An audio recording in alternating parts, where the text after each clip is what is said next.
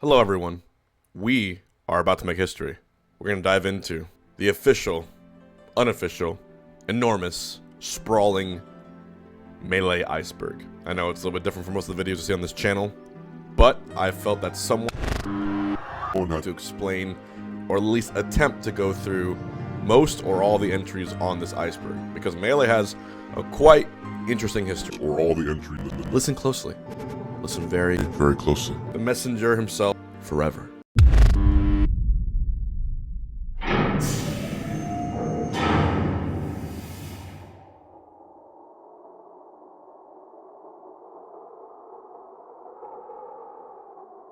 The end credit challenge finally perfected after 20 years.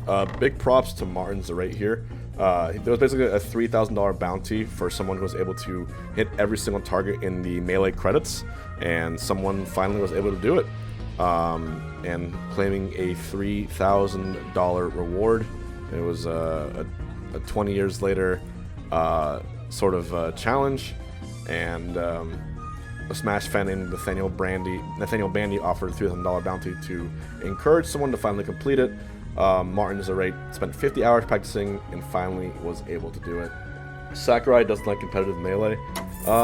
It's been long known that Sakurai doesn't like the competitive play of Smash Bros. And had a way of alienating casual players. And he intended for the game to be approachable from all skill levels. It's believed that the reason why Brawl was so heavily geared towards a casual audience and made the way it was because of this, and of course it dampened the game's competitive features with both the intentional and unintentional mechanics alike. I mean, the game had tripping, so yeah, Sakurai not a big competitive fan. Evidence.zip refers to a collection of articles that had to do with why Leffen was banned from the European scene from early on, from a while ago. It's also become one of those memes now that people use to refer to past stuff. But yeah, for a little while, Leffen was banned from the European Smash scene, and then later unbanned. Dreamland is asymmetrical. The platforms on Dreamland are ever so slightly asymmetrical, and as you can tell here, they're not quite where they should be, and so because of that, who knows how many games could have been different.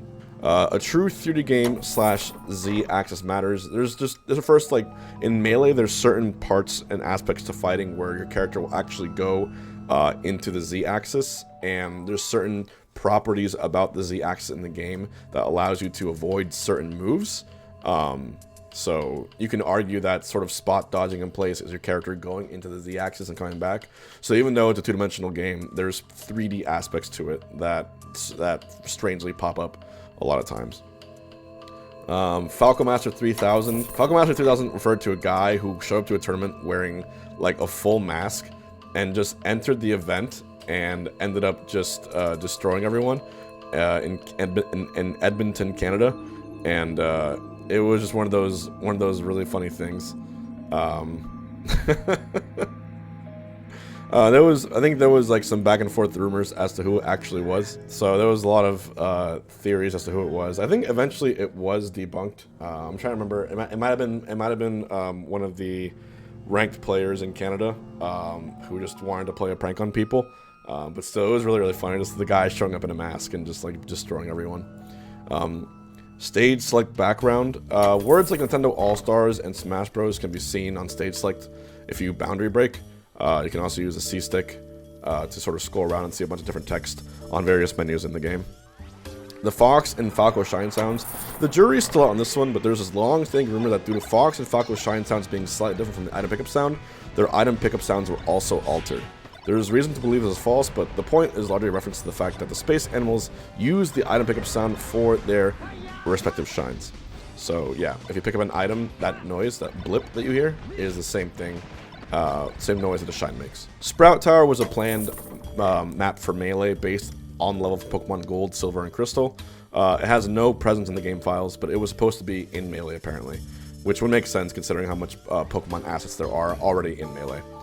Melee Volleyball, that's an extra game that was added to emulated versions of the game by a Slippy update. There's a whole small competitive scene for it where you use your character to spike a ball, to hit it, to set it up, and to sort of psych out your opponent. It reminds me of some very old like Flash games you would play on like Newgrounds. But yeah, pretty cool mod of the game. Melee volleyball. And Puff sucks in it. Sushi board. The Mushroom Kingdom level has an asset that's just a stock, low-res image of a sushi board. And there's literally no other context to this. It's just a stock photo of sushi. Item blind status. Item blind is an unused status that's similar to confusion, but has unique animations. Supposedly, it's named this way due to a cut item that would blind players, maybe like Deku Nuts or something to that effect. But yeah, basically, item blind. You know, these items appeared in later games and would sort of stun you, but in Melee it was there and it was unused. Blur shaving Hugo's leg. There was an obscure stream where Crimson Blur shaved Hugs' leg with his mouth on stream at a venue, smashed the record. It was done for charity, so it was done for a good cause. It is 100% on camera. Okay. Oh right. no. Oh no. There you go. He actually is better. He's actually better with I did a really good job. Why are you better with your mouth? I did a really good job. Yeah, that's enough of that. Okay. Onette Bane's Friends beta theme, as seen as Space World 2001.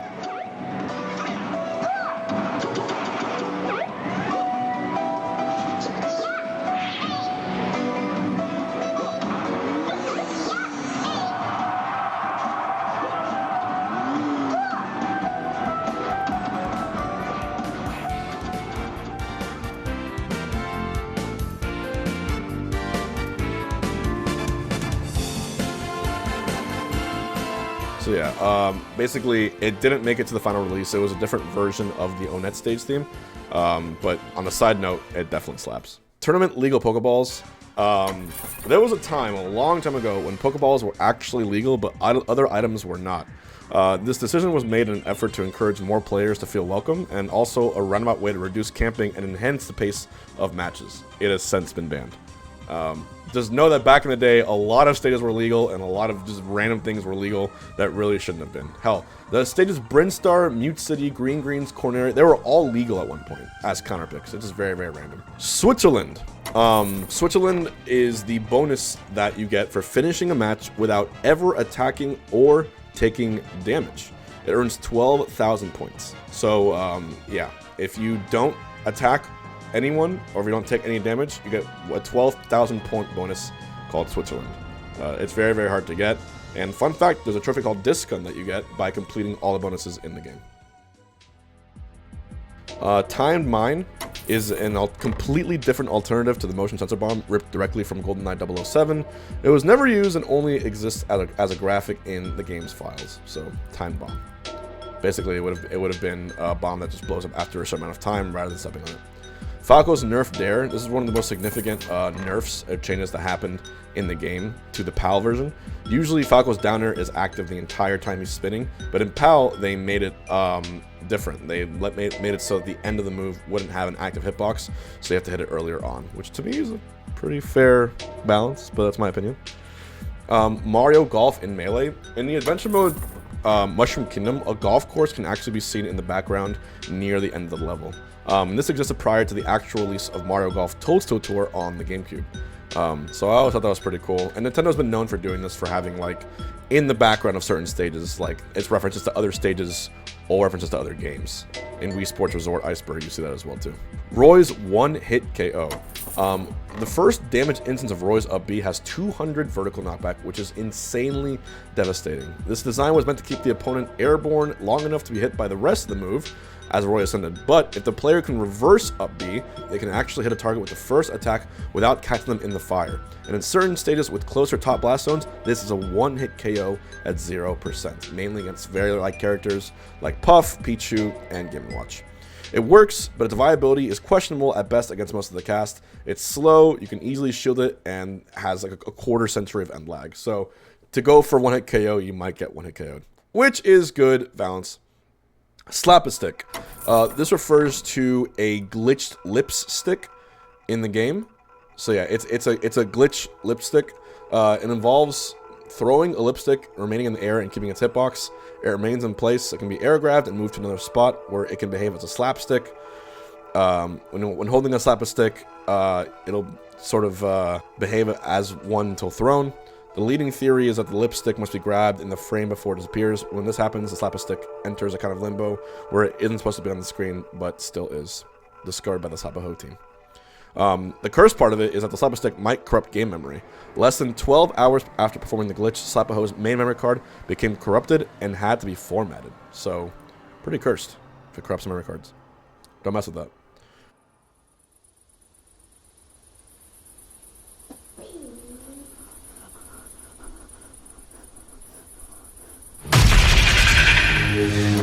Picadorf Origins, Long Chew, Pikaman, Ganon Chew. There was some obscure melee mods distributed on forums in ancient times that modeled swapping, that did model swapping on character rigs before Brawl popularized it.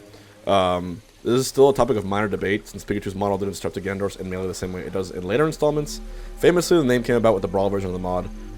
So Picadorf is an urban myth when it comes to melee, but in Brawl, Picadorf was definitely there as a character, and then added on, of course, to every version, including Smash 4, whatever you want to call it. The Great Bay Lab Interior. In Great Bay, the interior of the lab is partially modeled and textured, as the inside is hollow and has visible pipes and valves. In an older playable version of Melee from E3 2001, the lab has a larger, transparent window. HAL Laboratory Inc. The textures for Roy's sword and sheath have misspellings of the studio's name on it, which is kind of really funny. So, yeah, HAL Laboratory Inc. Samus can, of course, super wave dash by pressing away after she does a bomb and then sliding across the stage. The super duper wave dash is you do a super wave dash and then press down, let go of down and press shield, and the next frame hold shield and press A, and you will do a very longer wave dash that involves a grab. Ganondorf sound clip 30 is a leftover hawk screech sound, and yes, it's from a hawk, not a falcon or an eagle, from Falcon Punch. Presumably left over from when Ganondorf was copy and pasted from Cat Falcon's data. So as you know, Ganondorf is a clone character from Falcon, and they probably cloned a lot of the sounds over too, so that was left over. And that's sound clip 30, it's a hawk. Shine Mines. Shine Mines is a glitch that lets Fox and Falco leave their shine hitbox somewhere else. Once believed impossible without using a task or tool assist, but actually now has a relatively easier setup. They have different properties when hitboxes are displayed and don't require a projectile on screen to linger, which is needed for the non-hitbox visible setup. So you can literally leave a shine hitbox somewhere else as if that move wasn't broken enough already. In certain cases, you can fortress and do some pretty neat things with Bowser. Where you can sort of land and up be on a platform called a fortress landing. So essentially frame 6 on the jump, and the top platform of Yoshi's is a good indicator of one that you can just land on with the fortress. And the fortress has a lot of vertical knockback, so it could be a good way to trip up opponents. And I've seen a lot of Bowser players use fortress in the middle of the stage and then go to the ledge and land there, so yeah. Metagame documentary drama. Metagame was the later documentary that was released by Samox as a sequel to the Smash Brothers. Basically, after the documentary was released, a lot of people were involved at throwing shade at one another. A lot of players, I think like Mango and Leffen, were unhappy with their depiction in Metagame. And basically, he had to sort of like clear up a lot of things and do a re-edit of it, or it was considered. And after the re-edit happened, it sort of made the documentary more palatable. But in the initial release, a lot of players were unhappy with how they were depicted. So, thank you for making it. Thank you for making it this far. As I said, if each of the Iceberg videos gets 10,000 likes on it, I'll be giving away a Switch OLED to one lucky subscriber. So if you haven't already, make sure to subscribe, make sure you like the video, and make sure to keep on watching the Melee Iceberg. Thanks, guys.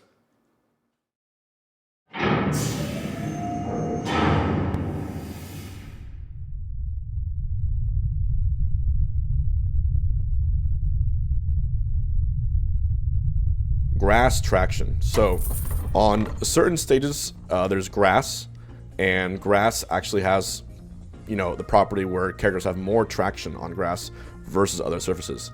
The few times that would actually be an effect in competitive play was when Pokemon Stadium had a transformation, the grass stage would come up, and that would cause the traction to be different.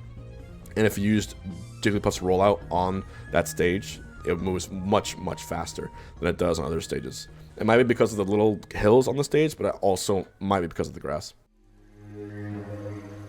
Daisy's third eye. So it's one of the better known trophy secrets. If you zoom into the model, you can actually see another eye inside of her hair. It was removed from later versions of the game, but it was just a random third eye that was kind of kept in there. Pretty creepy. Wisp blinks disrupt Fire Emblem characters. Whenever Wispy blinks on Dreamland 64, for whatever reason, the movement of Marth and Roy is glitched out. There's actually a lot of people who think this is fake, but I've seen this happen in tournament before. Whenever Wispy blinks, due to some strange property of Melee, it causes Marth's moves to not come out properly, or Roy. So actually, there's like a slight RNG chance of Marth and Roy not being able to land their moves because of it. Really wild. Alright, Ganondorf's second jab. If Ganondorf wears a bunny hood or is exploded to have faster attack animations, he has a second jab that is identical to Count Falcon's Cinnamon jab. The second jab does lack a hitbox, however. So, again, probably another result of copy and pasting Falcon to make Ganondorf, and then having some residual properties still there. Bonk Dash. This is a very strange tech that was recently discovered. If Marth or Roy hits their head on the stage while recovering, they gain extra Glint, and Glint stands for Grounded, Actionable, Ledge, Intangibility. And it basically allows Marth or Roy to have even more invisibility off the ledge. The Randall stage clip, yeah, so Randall goes into the stage and out of it on Yoshi's Story, but if you grab the opponent while you guys are both on Randall, you can actually push them into Yoshi's Story with a Randall stage clip. Kind of funny. Playable Sandbag, it's what it sounds like, and it's as goofy as it sounds. You can actually play as Sandbag. I don't think it has any moves apart from move and jump, and it's as goofy as it sounds because you can access it from the debug menu. So, some videos about it, just look playing Sandbag SSBM. Yeah. If he was in the game, he would be the worst character by far. So the Mario Cape Teleport, this refers to a glitch in which if Sheik is on the ledge and does a get-up attack, Mario or Dr. Mario can cape Sheik while she does a get-up attack, and she'll teleport to the other side of the stage. And yeah, I haven't ever seen it used in tournament, I don't believe. It doesn't really do much, but it's just one of those weird glitches in the game that's still there. Magnified Finish. It's one of the rarer bonuses in the game. If you end the match while in a magnifying glass near the blast zone, the little bubble, you get a Magnified Finish.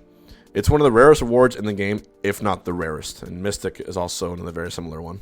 Mystic means you can end the match while off screen. They have bonus for everything.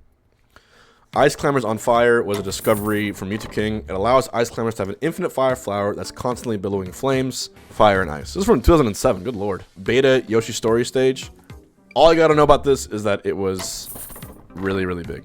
Yeah, so this is Beta Yoshi Story. Much bigger than what it ended up being.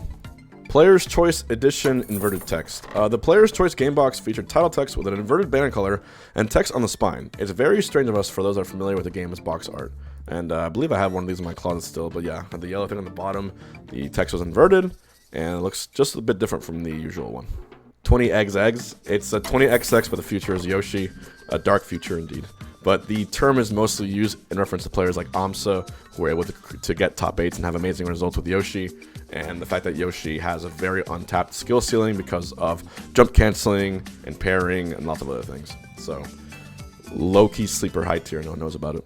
The Golden Melee Discs. Right, so the Golden Melee Discs were given out at a tournament, I think, in Japan called Go Festa 2, 2002. And it contained footage from Japan's earliest tournaments. So some of the earliest ever recorded game footage was on these discs, these Golden Melee discs, and they're probably very valuable and very expensive on eBay now. The early Battlefield and FD footage. Battlefield had no platforms, and FD is seen in a very dark photo. But basically, there was the earlier versions of Battlefield and FD looked very, very different. Just the thought of Battlefield having no platforms is pretty cursed alone.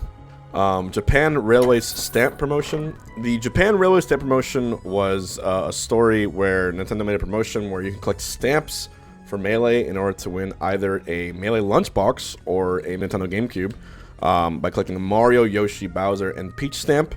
And of course, once you won these stamps as well, you could also get other prizes too, like pins from Pikachu, Kirby, Link, or Mario. So yeah, it was one of the cool ways to promote the game. The Koopa Backdash Wave Slide Hover Moonwalk Land.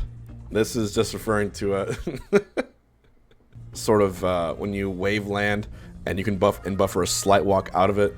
You can decrease the per frame momentum. It's like a longer wave land backwards. Funnily enough, it was discovered 18 years after the game was released. Alright, so the Toys R Us tournament trophies. Early on in Melee's development, there was a tournament series in Japan called Toy Festa. And it basically was a Toys R Us sponsored tournament where everyone could enter and go to the finals. And if you won these tournaments, you would get some of the golden discs in Melee. You could also win postcards. You could win trophies. One of the cool things is you would get memory cards, and these memory cards would come preloaded with certain trophies that you couldn't otherwise get, like Captain Olimar, Samus Unmasked, and Mario and Yoshi. And so those trophies are actually impossible to get otherwise. So they're in the game, but only obtainable through this special Toys R Us tournament trophy.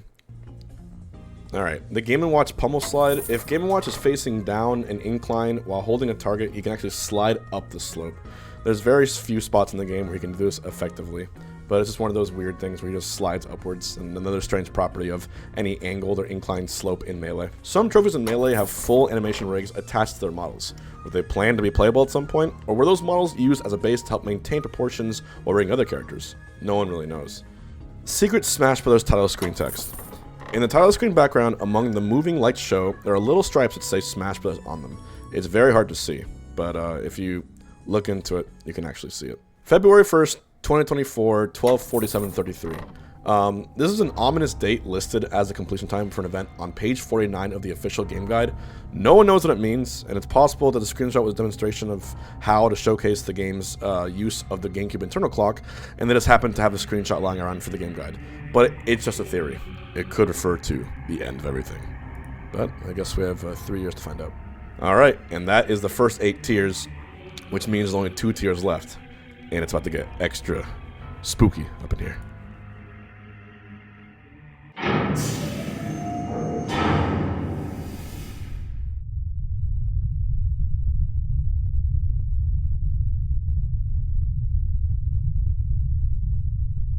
Roy's cursed character select icon. This refers to the fact that on the character select screen for Roy, for whatever strange reason, his text in the bottom of his name is almost pure black, whereas all the other characters have lighter colors like grays and reds with them, but his is pure black. And if you look at the screen, you can never, you can sort of never unsee it. So it's kind of funny.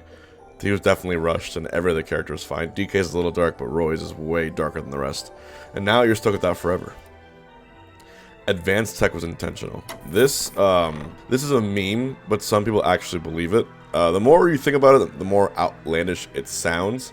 But basically, all of the little intricacies in the game, from L canceling to wave dashing, but then like moonwalking, sticky walking, shield dropping, ledge canceling, ledge hogging, every single bit of advanced tech was placed in the game on purpose, for the sole reason of making the game advanced and viable and competitively, you know, viable.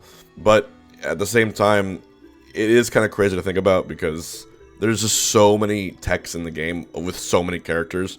There's just no way. There's no way that, especially when you look at 64's game design, Brawl, Smash 4, and Ultimate, there's no way that Sakurai put all of those there on purpose. No shot. Final Smashes were planned for Melee. So this is another fancy Melee tidbit.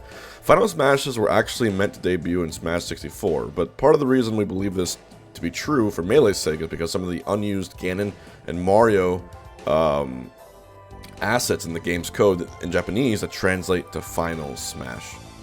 Looks so crusty.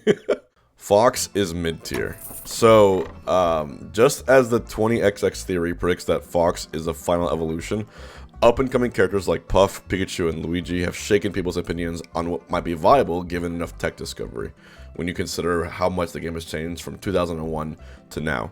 Using this logic, it is highly unlikely, but still possible, that Fox one day will be mid-tier by comparison.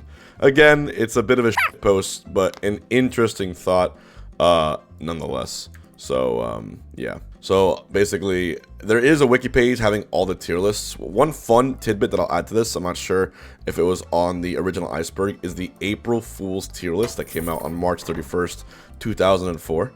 That one is actually really funny because it was basically a joke on Smash boards.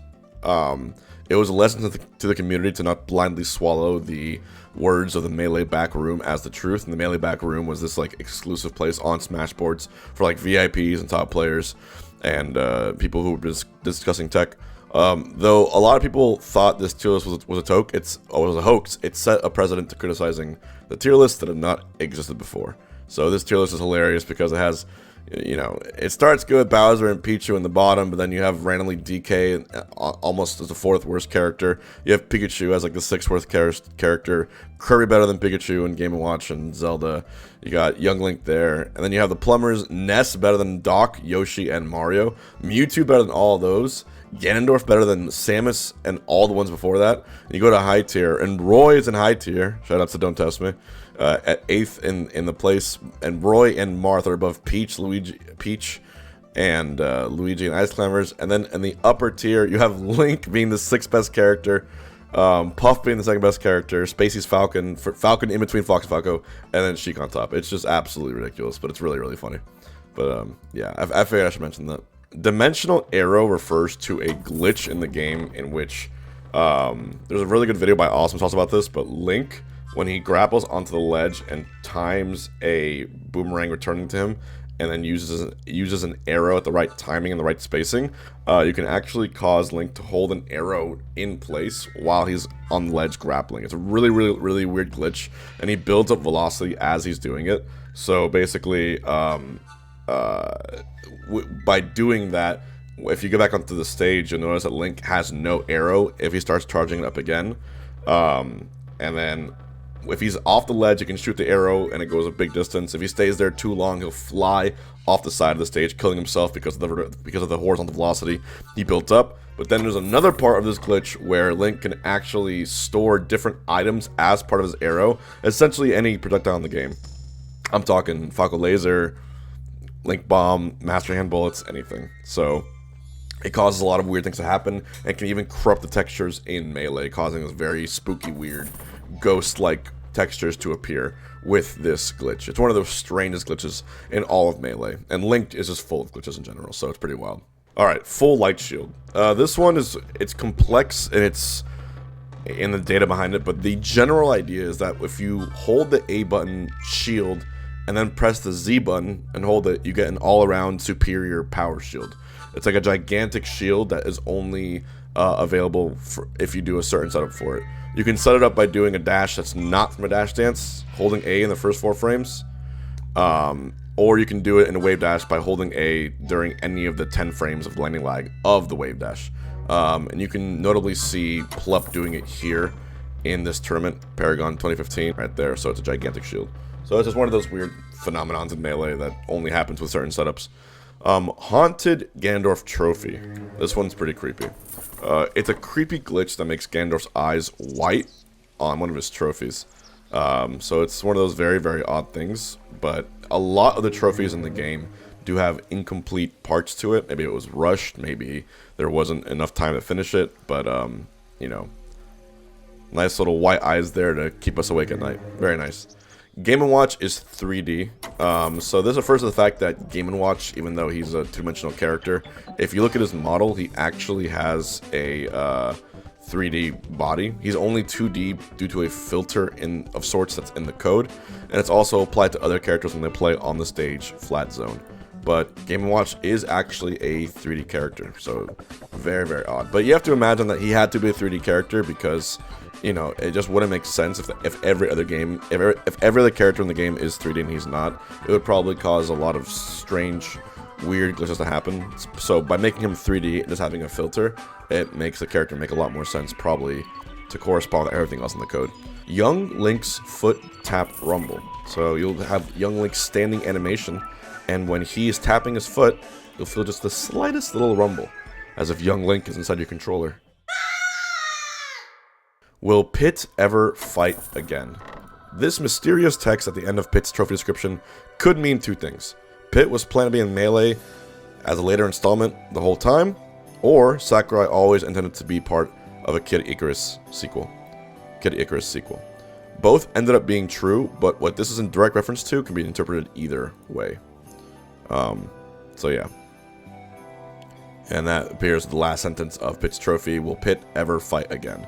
And of course, Pit appeared in Brawl, Smash 4, Ultimate, etc., etc. So yes, he will fight again, and he probably was. Even given this model right here, this was probably his model for Melee. I can almost guarantee it. Topies used to be seals. So topies were actually seals in the original game of Ice Climbers. But in the NES version, they were seals, but in the Western version of Ice Climber, they were turned into these small, fluffy-looking creatures called topies. This is the exact same thing for Melee. The Western version of Melee had the topies as characters, and the Japanese version of Melee had the seals originally. That way, there wasn't any ability to club seals in the game. Yeah, did not want to club seals. Not good for the Nintendo PR. Young Link gets hard pound from Pikachu.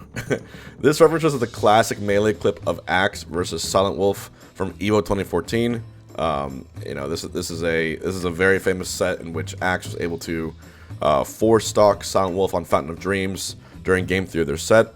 The catch is that this is a version that was live on a certain adult website. Some things on the internet never change. But long story short, the clip was posted on Pornhub, and Young Fox Gets Hard Pound of Pikachu was on there, and it amassed a large number of views. Kirby keeps color if deselected. This one's pretty useless information, but basically, if you select an alternate Kirby color in character select and then deselect Kirby, if you select Kirby again, he will have that color saved. No other character's icon actually does this. Link has the fastest wave dash. This one is a meme. Link's wave dash is completed the fastest, but does not travel the furthest. He does have the fastest moving and farthest sliding super wave dash, but that's unrelated. So he has the fastest wave dash in speed, but by no means travel the furthest. It's a pretty short wave dash. Roy is an original character from the Smash Bros series. So this one refers to the fact that in Roy's debut game Fire Emblem, the Binding Blade was delayed to March 29th, 2002. Thus, Melee is actually Roy's first ever in-game appearance. Kind of accurate when you think about it. All I'm saying, he was in Melee first, so Roy is a Melee character. DA Legendary Samus Meatball Canceling. The Meatball Cancel basically was a story from Cactuar where basically there was Smashers getting food at a tournament. They were all getting sandwiches. Wes was getting ready to eat this big meatball sub, like a fatty meatball sandwich. Let me do it. I want again. Wait, what? DA Legendary Samus, aka Wes, Meatball Canceling. It's a secondhand story from Cactuar. A bunch of Smashers were out getting food during a tournament. They all ended up getting like sandwiches, fatty sandwiches, meatball subs. So Wes orders a meatball sub sandwich. He orders it. It's amazing. He's about to take a big bite, and as soon as he's about to, the meatball is falling out of the sandwich. And as the meatball is falling out, he goes into his pocket, grabs his controller, extends his hand down, and L cancels the meatball just in time for it to hit the table, reducing its landing lag by half. So he L canceled the meatball as it was falling. Incredible. I was unfortunately active during this time. Pokefloats was a tournament legal stage for a very long time. It was a counterpick for some strange reason. I'll never understand why these stages were allowed to be there for so long, but it was a haven for floaty characters, especially Puff and Peach, because you had multiple jumps, the ceiling was pretty high, and yeah, so Pokefloats was tournament legal. Thank God it is not. I would not want to fight Armada there. But yeah, it was active as late 2008. The final tier. Tier 10.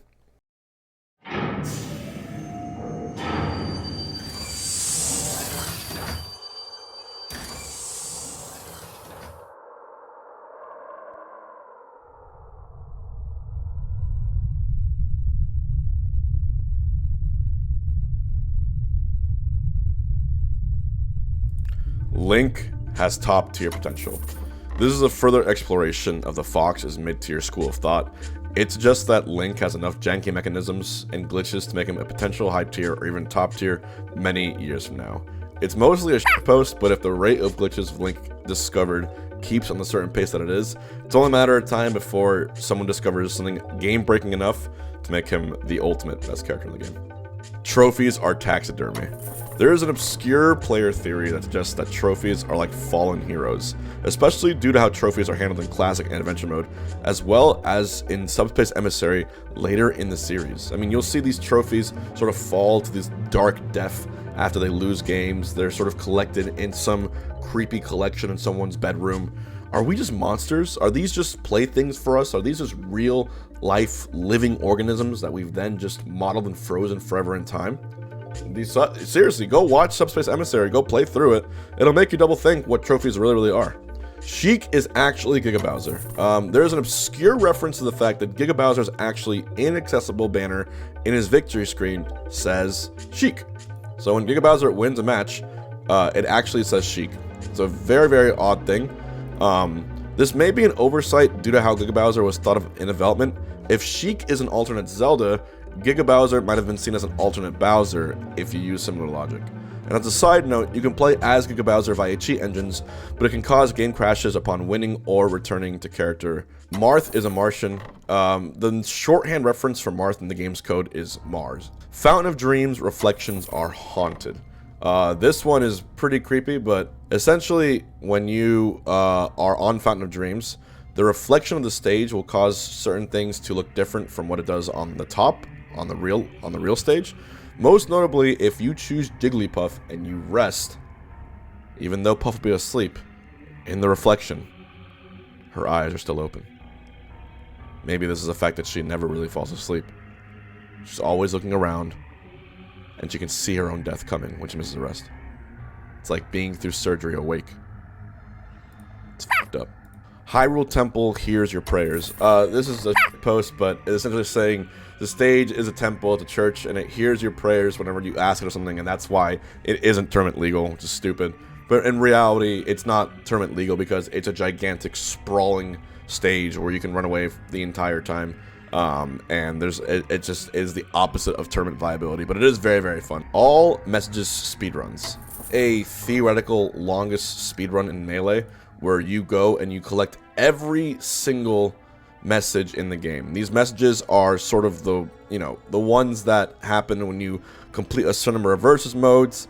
There's one that happens when you play 1,000,000 versus mode matches, which would take a ridiculously long amount of time. So it's one of the longest speedruns in a video game that you could ask for, considering each match takes a few seconds. Everything done would take you about 1,700 hours, and with getting all the trophies in the game, it would probably take around 1,724 hours. So it's one of the longest speedruns in video game existence. I wouldn't recommend it. Fire Kirby Trophy kills babies. This one's a bit weird. The metal reflections in Melee have images they use to define the reflected light, and it's actually a very disturbing image. For some reason, the reflection on Fire Kirby is a baby. It's very odd.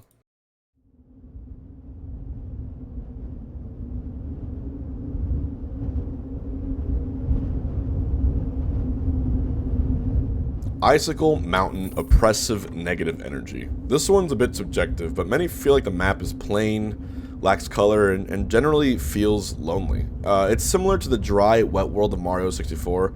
When you're sort of on the stage, you get this sort of almost depressed feeling, it just makes you feel a little more sad when you play it. It definitely happened to me in the dry, wet world of Mario 64, and I can sort of see why this one has that negative energy. Mango is the protagonist. This one refers to the fact that Mango seems to have the craziest plot armor in all of Melee's history. Some in the community have dubbed him the title of protagonist of Melee, whether it's due to his skill or how he gets lucky in certain parts or clutches things out. But essentially, the whole idea of Melee being scripted and every single tournament having a predetermined outcome.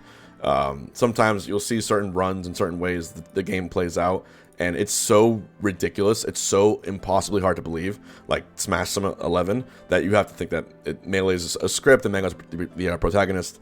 But really, it's just such a good game that stuff like that happens. So, shoutouts to Melee. Tingle is a boo. In Tingle's unused files, there is a sound clip of a boo from Mario 64 giggling. So, fun fact, the original boo sound is actually Charles Martinet, who is the voice of Mario and Bowser, laughing. And Bowser's laugh is that laugh slowed down, and Boo's laugh is that laugh sped up. Every copy of Super Smash Bros. Melee is personalized. Do you ever get the feeling that the game you practice on is slightly different from what you play at a friend's house? Or even a tournament? Is there something different about how their copies of the game just feel slightly off, but you just can't put your finger on it? Maybe Falco's lasers are slightly faster, or slower. Maybe Marth's sweet spot feels different, or hits you more often. Maybe Peach pulls out more Stitch faces than usual. Or maybe even the music is differently pitched. Listen closely. Listen very, very closely. It's not just you. It's all of us. Every copy of Melee is different. And yours is linked to you.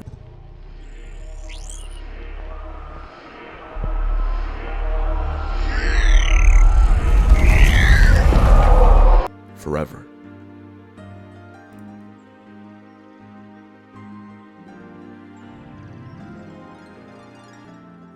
Thank you all for watching the Melee Iceberg, and I will see you guys around. Go have fun playing your personalized copy of Melee.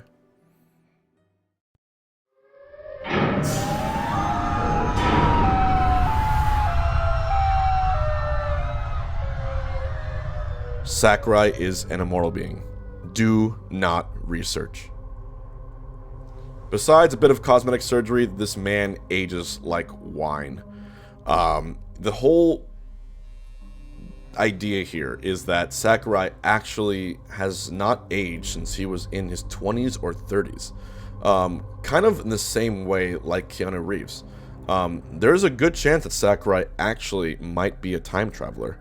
How is someone able to put that many hours into game development? How is someone able to get so many IP in a single game in one lifetime? What Sakurai has accomplished clearly isn't capable by one human being. So perhaps Sakurai actually is a group of human beings who's discovered time travel or the Fountain of Youth, immortality. And that's why we get the games that we have today.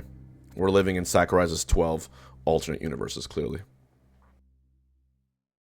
And that is it for the Melee Iceberg. My goodness.